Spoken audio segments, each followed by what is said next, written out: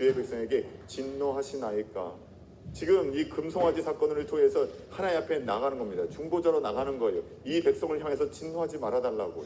어찌하여 애굽 사람들이 이르기를 여호와가 자기 백성을 산에서 죽이고 지면에서 진멸하려는 악한 의도로 인도하여 냈다라고 말하게 하시려 하니나이까. 주의 명렬한 노를 그치시고 뜻을 돌이키사 주의 백성에게 이 화를 내리지 마옵소서. 세상 사람들이 그렇게 얘기할 거라는 겁니다. 하나님이 악한 의도로 이 사람들을 광야로 불러내고 산으로 불러내고 또한 지면으로 불러내서 결국 이 광야에서 죽게 만드는 것, 이게 하나님의 악한 의도 아니었냐라고 세상 사람들의 손가락질이 있지 않겠냐라는 겁니다. 그러니 하나님 뜻을 돌이켜 달라고, 그 가운데 하나님의 뜻을 이루어 달라고 말을 하면서 뭐라고 마무리합니까? 주의 종 아브라함과 이삭과 이스라엘을 기억하소서. 주께서 그들을 위하여 주를 가리켜 맹세하여 이르시기를 내가 너희의 자손을 하늘의 별처럼 많게 하고 내가 허락한 이 온 땅을 너희의 자손에게 주어 영원한 기업이 되게 하리라 하셨나이다. 여호와께서 뜻을 돌이키사 말씀하신 화를 그 백성에게 내리지 아니하니라. 모세의 기도는 나라의 운명을 바꾸는 중보 기도였는데 그 기도에 사용된 근거가 무엇이냐는 겁니다. 무엇을 근거 삼아서 지금 기도하고 있습니까?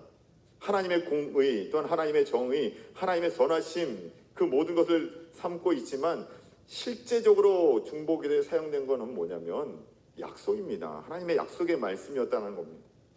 자신들의 조상 아브라함과 이삭의 하나님께서 주셨던 그 약속, 너로 큰 민족을 이루어 주시겠다고 하신 약속이 있지 않습니까? 하나님, 너희의 자손을 하늘의 별처럼 많게 하고 내가 허락한 이 가나안 땅에 너희 자손에게 영원한 기업으로 줄 것이다라는 그 약속을 우리에게 주시지 않았습니까? 그거 붙들고 기도하는 거예요. 그 뜻을 이루어 달라고요. 하나님의 뜻을 돌이키는 게 아니라 당신의 원래 그 뜻을 이루어 달라고 지금 기도하고 있다는 겁니다. 그리고 그것으로 인해서 하나님의 마음을 바꾸어 주시는 그 역사가 있게 된 거예요. 운명을 바꾸고 그 역사를 바꾸게 되었다라는 겁니다. 그렇게 우리도요, 하나님이 주신 약속의 말씀을 계속적으로 붙들어야 됩니다. 지난주에도 말씀드렸잖아요. 말씀하신 건 말씀 위에 세워지는 교회, 말씀 위에 세워지는 가정, 하나님이 주신 말씀 있는 그대로 그냥 믿고 받아들이는 것이 오늘 우리의 믿음이고 하나님께 칭찬받는 믿음이다라는 겁니다. 그거 가지고 기도하자라는 거예요.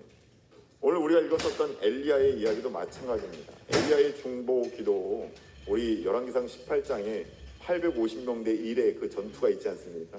이방의 선지자 850명과 엘리야 한 사람과의 싸움이요. 18장의 중보 기도의 특징이 나오는데 우선 말씀을 보고 한번 이야기를 할게요. 엘리야가 아합에게 이르되 올라가서 먹고 마시소 큰 빗소리가 있나이다.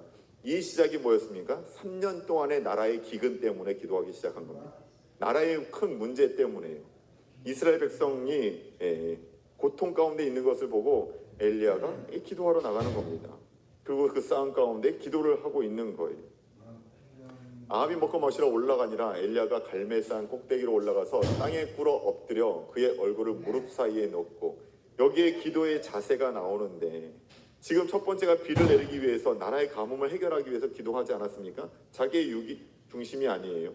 자기 중심이 아니라 나라를 위한 겁니다.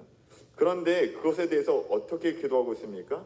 지금 땅에 꿇어 엎드려 그의 얼굴을 무릎 사이에 넣고라고 했는데 예전에도 한번 말씀드린 적이 있어요. 이 자세는요, 어른은 절대 할 수 없는 자세다라는 겁니다. 여러분들 집에 가서 꼭 한번 해보세요. 여러분 기도하실 때 무릎을 꿇고 그 무릎 사이에 여러분의 머리가 들어가는지 안 들어가는지를 확인하셔야 됩니다. 둘 중에 하나겠죠.